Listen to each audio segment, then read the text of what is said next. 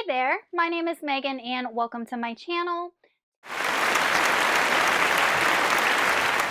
Today I'm going to be doing a book haul for you guys. I have not been hauling nearly as many books as I have in past years.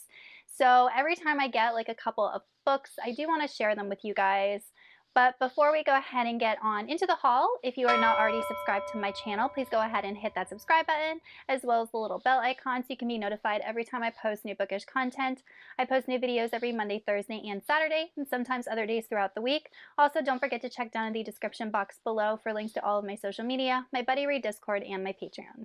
So I have a mix here of sci-fi, fantasy, and romance, so let's go ahead and get on into the haul. The first book I'm going to be sharing with you guys is Fractal Noise by Christopher Paolini. This is a prequel novel to Sleep in a Sea of Stars, which came out, I want to say in 2020 or 2021. And that was actually one of my favorite books of that year. I do have a full review for it, so I will leave that up in the cards for you guys. So when I saw that he was putting out more books in this universe, I was super excited because I said if he did, I would definitely read any of them. And it is a bit shorter than I thought it was going to be. It's a little bit under 300 pages, but you know, it is a kind of origin type story. And also, like, the covers of this series, like this Fractal universe, like, oh my gosh, like these are some of the most beautiful covers. And even To Sleep in a Sea of Stars has an amazing cover. But in this book, it is the year 2234, and we are following a team of people as they discover this anomaly on this uninhabited planet called Talos. And it is this kind of huge pit that's circular and about 50 kilometers across, and they're able to determine that it's not something caused by nature. Someone actually built this huge pit on this planet, and it follows this team as they are trying to figure out the origins of it, and it just follows the characters, and obviously that bleeds into the first book in the series. So I'm actually hoping to get to this very soon just because I really want to delve back into this universe. Next, I got Traitor's Blade by Sebastian de Castell. This is book 1 in the Greatcoat series, and I was at Books A Million picking up my order of Fractal Noise, and I saw that this was on their bargain bookshelf, so I was like, that's awesome. I've always wanted to read this series, so I definitely couldn't not pick it up. In this book, we are following a group of men and women known as the Greatcoats, but I think we're following a main character called Falcio. And the Greatcoats are representatives to King Paolus, and they are heroes, they are honorable, they are respected, revered.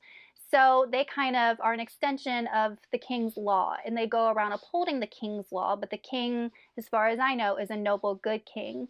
But what ends up happening is that some dukes end up overthrowing the king and decapitating him. So we have this group of greatcoats that are now considered outlaws because anybody who supported the previous king are now being hunted. Not only that, but ever since the demise of the king, the greatcoats have been scattered. So now we're following Falcio and 2 of his best friends as they are attempting to regather all the greatcoats together and try to restore order to this kingdom that is now in shambles because of the inner turmoil. Additionally, King Paolus had one final mission for the Greatcoats that they never got to fulfill, and they're hoping that fulfilling this final mission will bring peace to the kingdom. So in addition to Traitor's Blade Book 1, I also picked up the other books in the series. We have Book 2, which is Night Shadow.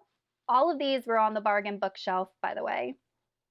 Book 3, Saint's Blood. And Book 4, Tyrant's Throne. So I'm definitely excited to have the entire series at my disposal, and then I found it for such a good price. I think I paid $20 maybe for it, so can't wait to get into this new series. Next, we have some dark romance books. The first one is Scarred by Emily McIntyre. This is a dark royal romance. It's not a fantasy, and it is part of her Never After series. So she says that these are not like specific fairy tale retellings, but she does kind of base the plots off of fairy tales, even though they're not considered retellings at all. There's just little elements thrown in there. So in this book, we are following a girl named Sarah, and Sarah is the daughter of a duke, and that duke went to the king several years ago to explain how his you know, part of the country was in poverty and the king ended up having him killed for treason. So Sarah has grown up with a vendetta in her heart, and she ends up becoming betrothed to the current king, King Michael, with the intention of murdering him and all of the Fossa line, all of the royal line, to get vengeance for her father. And then we are following a character named Tristan. He is the second son. He's the prince, King Michael's brother. And he also hates his brother. His brother abused him growing up. He just doesn't think he's worthy to have the throne. So he, over the years, has been assembling this army and is planning to overthrow his brother. And he is known as the Rebel King. And he plans, when he learns that his brother Michael is going to marry Sarah, to use Sarah against Michael, not knowing that she also has plans of her own. And the two of them meet. Obviously, there is attraction, a romance, all of that before they learn each other's real intentions.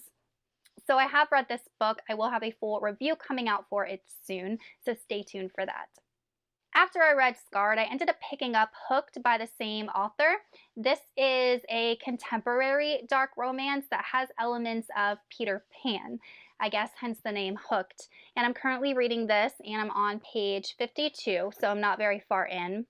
But in this book, we're following two characters. Again, we're following a character named James, and James is kind of the second in command to this criminal organization. He's essentially a crime boss, and his parents died. He's from England, and they got shipped to the US and raised by his uncle, who was very abusive towards him.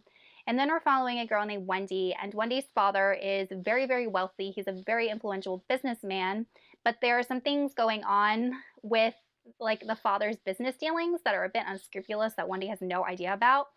So her father ends up entering into this business agreement with this criminal organization that James is a part of.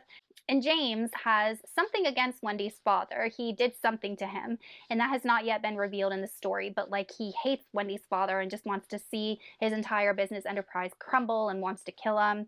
And when he meets Wendy, he thinks, oh, maybe I can use Wendy against her father by making her fall in love with me, breaking her heart, and that'll like get back at her father, who I hate. So that's where I am right now. So it is contemporary. It is a villain gets the girl type romance, and stay tuned because I will be doing a full review for this one as well. And lastly, I have Bent Her by Cassie Alexander. This is a Beauty and the Beast romance, dark romance retelling.